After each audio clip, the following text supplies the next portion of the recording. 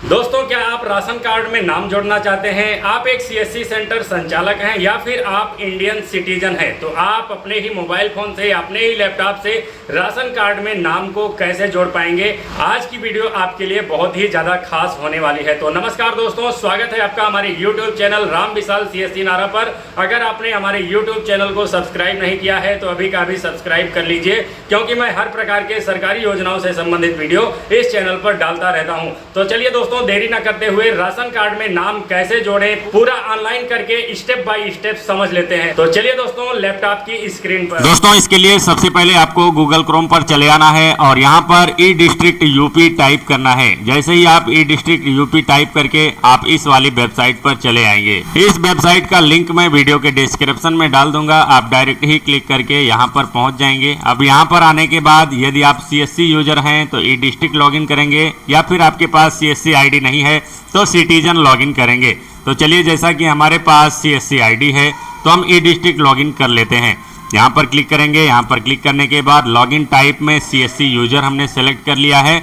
अब सीएससी का आईडी व पासवर्ड हमने डाल दिया है और यहाँ पर कैप्चा डालेंगे। और यदि आप पर्सनल आईडी से कर रहे हैं, खुद से भी कर रहे हैं, तो आप ई साथी पोर्टल से ऑनलाइन आवेदन कर पाएंगे। तो आप लोग ई साथी से लॉगिन करिएगा। तो हमारे पास सीएससी आईडी है, हम यहाँ से लॉगिन कर रहे हैं। जैसे ही लॉगिन बटन पर क्लिक करेंगे, अब आप देखेंगे कि यहाँ पर आपका ई डिस्ट्रिक्ट का पोर्टल लॉगिन हो जाता है। अब यहीं पर आपको विशेष ध्यान ये देना है कि राशन कार्ड तो कहीं पर लिखा नहीं है। अब आप राशन कार्ड का आवेदन कैसे करेंगे? तो हम आपको बता दें, राशन कार्ड का ऑनलाइन आवेदन करने के लिए आपको विभागीय एकीकरण सेवाएं एवं SSDG निस्तारित आवेदन, इसमें चले आना है। और यहीं पर आपको सबसे ऊपर लिखा हुआ है विभागीय एकीकरण सेवाओं हेतु आवेदन करें, इस पर आपको क्लिक करना है। यहाँ पर क्लिक करने के बाद अब आप देखेंगे तो उत्तर प्रदेश ई डिस्ट्रिक्ट परियोजना के अंतर्गत यहाँ पर आपके सामने कुछ इस प्रकार का इंटरफेस खुल जाता है। अब यहाँ पर अवेलेबल बैलेंस है 5, और यदि आपका 0 दिखाई दे रहा है तो आप रिक्वेस्ट मोर कोटा पर क्लिक करके यहाँ से पेमेंट कटवाएंगे। जब पेमेंट कटवाएंगे आप तो यहाँ पर आपका जुड़ जाएगा। तो आपको जितना कोटा लेना है उतना आप सिलेक्ट करेंगे। देखिए, एक बार हम बता ही देते हैं। रिक्वेस्ट मोर कोटा पर क्लिक करेंगे पैसा ऐड करने के लिए।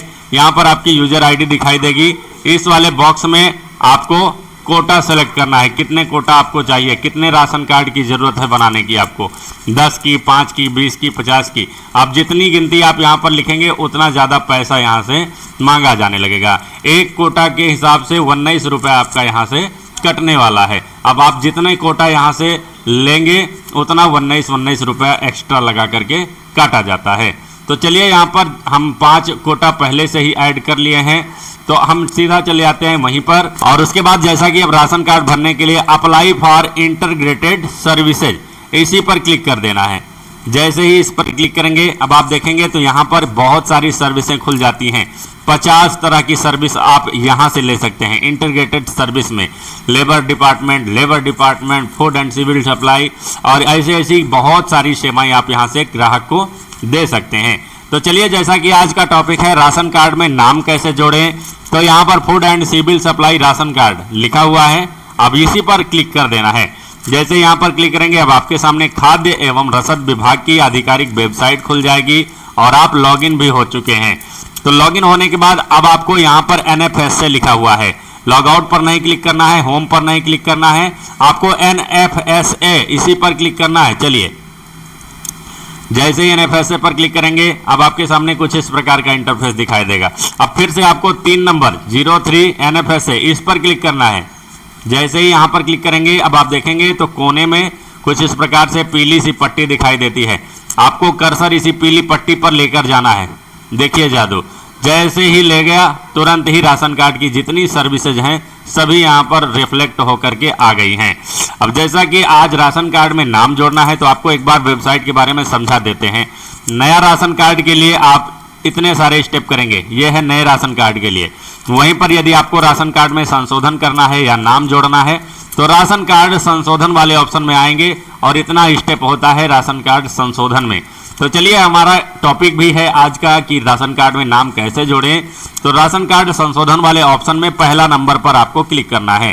राशन कार्ड संशोधन हेतु आवेदन, इसी पर क्लिक करेंगे।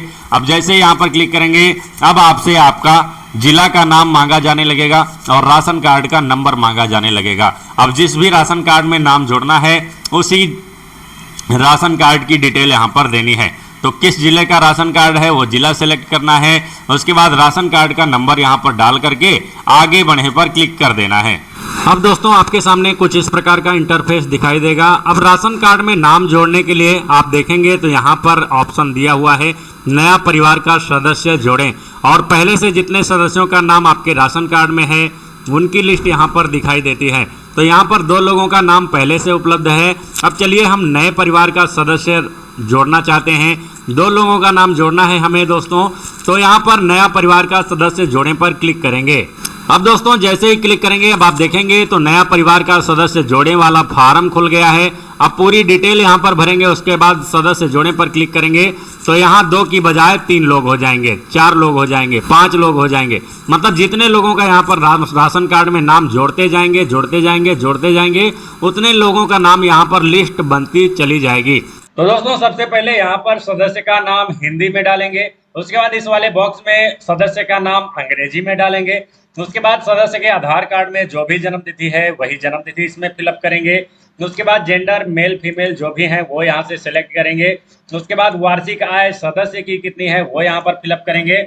उसके बाद सदस्य के पिता का या पति का नाम यहाँ पर फिलअप करेंगे हिंदी में, और यहाँ पर अंग्रेजी में पिता पति का नाम फिलअप करेंगे। और साथ में मुखिया के क्या संबंध है, बहन है तो बहन, भाई है तो भाई, माँ है तो माँ, पिता बीबी, शौहर, बेटा बेटी, मतलब जो भी रिश्ता है मुखिया के साथ इनका सदस्य का वो यहाँ पर सिलेक्ट करेंगे।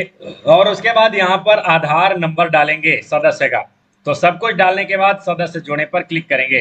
तो चलिए हम सारा कुछ फिलअप करके सदस्य जोड़ने पर क्लिक करते हैं। तो देखिए दोस्तों यहाँ पर हमने सारी डिटेल भर लिया है। अब देखिए सदस्य जोड़े पर क्लिक करते हैं। जैसे ही सदस्य जोड़े पर क्लिक करेंगे अब आप देखेंगे दोस्तों तो आपके सामने कुछ इस प्रकार से कभी कभी 55 नंबर जुड़ खुल करके आ जाता है। सदस्य जोड़ने का कारण चुने, किस कारण से आप सदस्य चुन रहे हैं, विस्थापित, शादी होने की दशा में, परिवार का विभाजन, या फिर आधार का लिंक सही नहीं। तो हम आधार का लिंक सही नहीं है क्लिक कर देते हैं और सदस्य जोड़े पर क्लिक कर देते हैं। अब दोस्तों जैसे ही सदस्य जोड़े पर क्लिक करेंगे अब आप देखेंगे तो आपके सामने यहाँ पर नाम जुड़ करके आ जाता है। पहले दो लोग थे, 2 सदस्य थे, अब यहाँ पर आप देख रहे हैं तो 3 लोगों का नाम जुड़ चुका है। इसी प्रकार से हम तीसरे चौथे सदस्य का भी जोड़ेंगे। तो फिर से नया परिवार का सदस्य जोड़ने पर क्लिक करेंगे, फिर से वही फार्म खुल जाएगा। अब फिर से हिंदी में अंग्रेजी में नाम डालेंगे, जन्म तिथि डालेंगे, जेंडर, वार्षिक आय, पिता का नाम हिंदी में, पिता का नाम अंग्रेजी में, और संबंध, उसके बाद आधार नंबर, सारी डिटेल फिलअप करके फिर से सदस्य जोड़ने पर क्लिक करेंगे। तो देखिए दोस्तों यहाँ पर हमने सारी कुछ डिटेल भर लिया है, अंग्रेजी में हिंदी में नाम डाल लिया है, जन्म तिथि डाल लिया है, जेंडर डाल लिया है, वार्षिक आय, पिता का नाम हिंदी में अंग्रेजी में, और मुखिया से संबंध और आधार नंबर सब कुछ अच्छे से डालने के बाद फिर से हम सदस्य जोड़ने वाले बटन पर क्लिक करेंगे।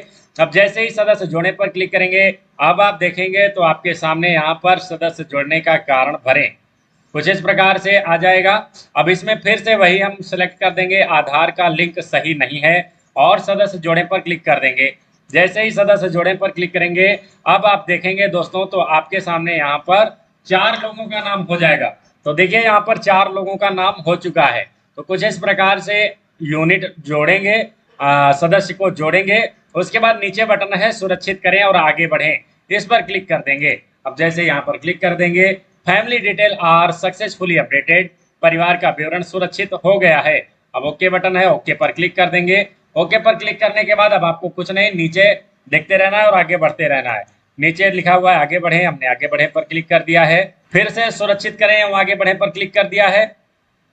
तो फिर से यहाँ पर ओके कर दिया है। उसके बाद आपके सामने कुछ इस प्रकार का इंटरफेस आएगा। संशोधित करें का बटन आया है, इस पर क्लिक करेंगे।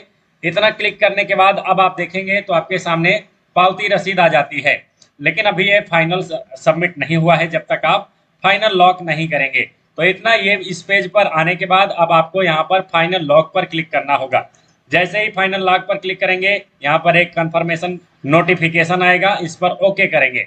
अब जैसे ही ओके करेंगे यहाँ पर आप देखेंगे तो आपका फॉर्म सबमिट हो जाएगा। हमने ओके कर दिया है।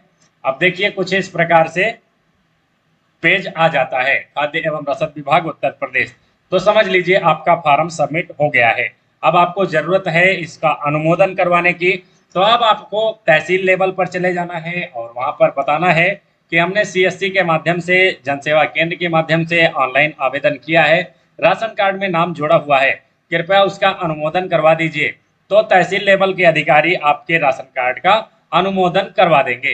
तो कुछ इस प्रकार से आप लोग राशन कार्ड में नाम को जोड़ पाएंगे और 10 से 15 दिन में आपका राशन कार्ड बन करके, आपके राशन कार्ड में नाम जुड़ करके राशन कार्ड कोटेदार की मशीन में आ भी जाएगा। तो चलिए दोस्तों, बहुत बहुत धन्यवाद। वीडियो पसंद आया हो तो वीडियो को लाइक कर दीजिए, चैनल पर नए हैं तो चैनल को सब्सक्राइब कर लीजिए, क्योंकि हम इसी प्रकार के जानकारी भरे वीडियोज आप सभी के लिए लाते रहते हैं और आगे भी लाते रहेंगे। तो चलिए दोस्तों, धन्यवाद, बाय बाय, मिलता हूँ किसी नेक्स्ट वीडियो में। जय हिंद दोस्तों।